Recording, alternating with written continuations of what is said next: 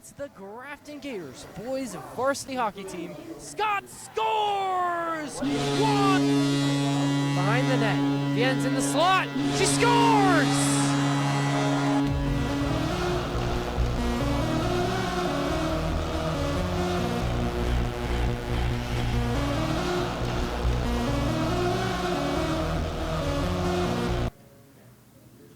Hello everyone and welcome to the 2024-25 GHS Hockey Recap Show. My name's Ben Clements, the lead play-by-play personality for all sports here at Grafton High School. And I'm joined today by David Poplow, the lead analyst for hockey here at the school. He joined me on the broadcast as a color analyst this year. David, happy to have you here and looking forward to again to talk some hockey today. Yeah, it's super exciting to be able to go talk hockey, and it's one of the best sports, so I'm really excited to be here.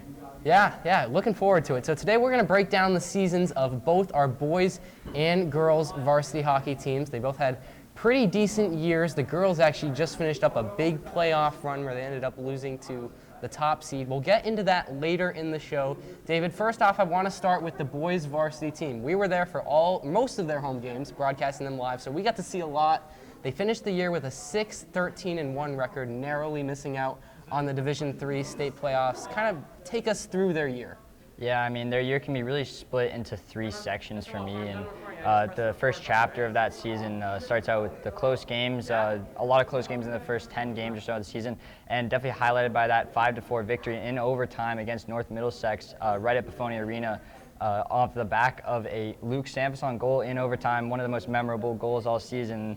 That was a super exciting one to call, and then what seemed to be a crucial turning point for the Gators in the season transitioned into kind of a nightmare for them as they went 0-6 in their next couple of games. And it was a tough stretch against teams like Auburn and Wachusett, so higher division foes, but just not really the outcome that the fans wanted to see. And then finally they turned the corner on part 3 of their season with a resounding 6-1 victory against Minnechaug. And this success translated over to senior night where they played Groton Dunstable and they got another resounding win. Yeah, it was a really huge momentum-swinging game on senior night against Groton Dunstable. Let's check out the highlights from that 5-0 thrill win.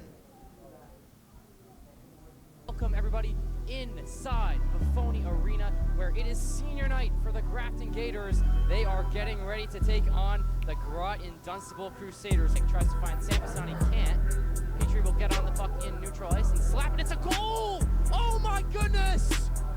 A horrendous error from the Groton Dunstable goalie. What a start for Grafton. Couldn't chase himself. Eastman slide into a dangerous area, intercepted Brady Harrington. He scored! 3-0 Grafton, 5 minutes in. Brady Harrington, the junior. Stick, Sampson, 2v1, finds Chagnon. Chagnon, 1v1 on goal. Chagnon scores! Short-handed goal! Ryan Chagnon! Puck flying out to Vienne's. A one-timer wrister, it's deflected, it's a goal! 5-0 Grafton! So David, they get that big 5-0 win on senior night at home against Groton Dunstable, but from that point on, things didn't necessarily go as planned. Yeah, definitely not. An East Coast road trip saw the Gators face off against top team in Division IV in Winthrop, and then a familiar foe in Pembroke, and they fell to both teams 4-0 and 9-4 respectively. So just unfortunately, this has really put a damper on their hopes of making it into the state playoffs and placing them just outside that top 32.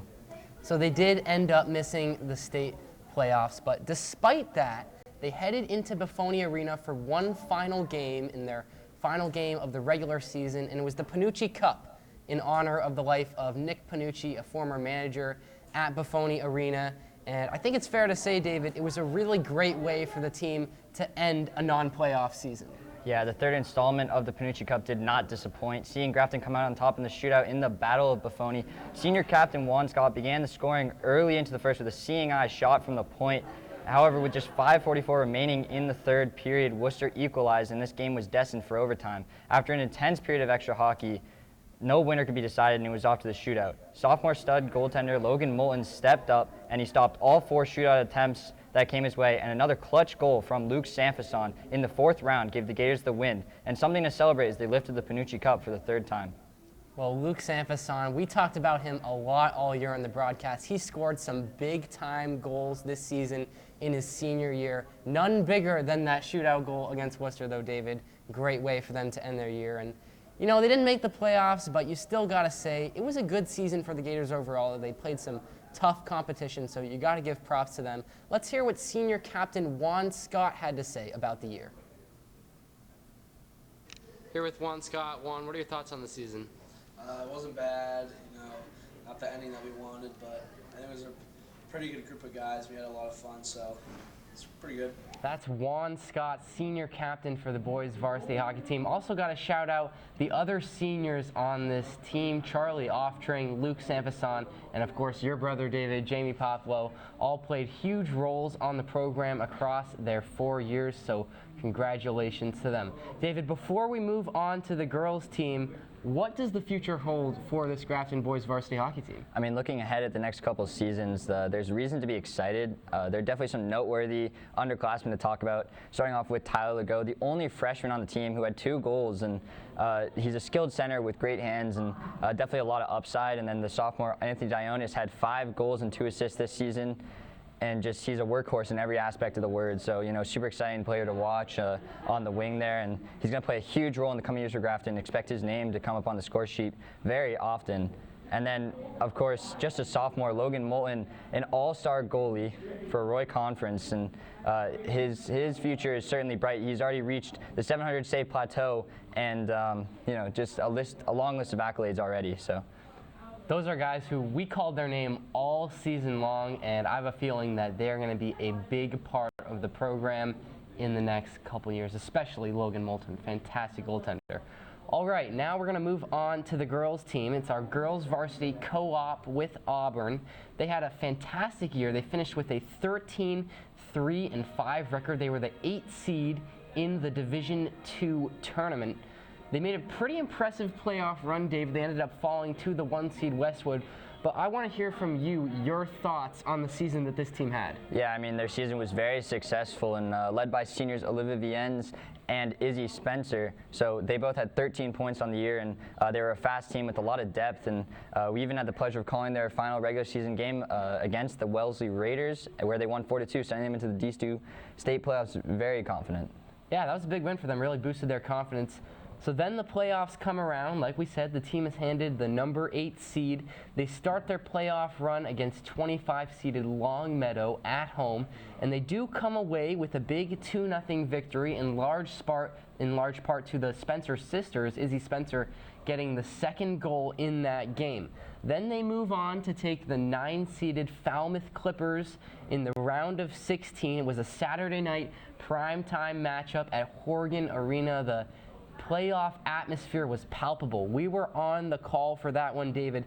Talk about what was really a crazy game and a big win for the Rockets. Yeah, it all started just 2 minutes and 53 seconds into the game off the stick of Izzy Spencer, who had an amazing playoff run too, really one of the centerpieces of that playoff run, why they were so successful. And she scored her 2nd goal of the playoffs to put Auburn up early, and then after 2 periods it was 3-1 Auburn, looking good. And then a different Izzy Cassidy, put the Rockets up 4-1 less than a minute into the 3rd. And then after adding on 2 goals, the girls in gray soundly beat the Clippers 6-2 and moved on to the quarterfinals.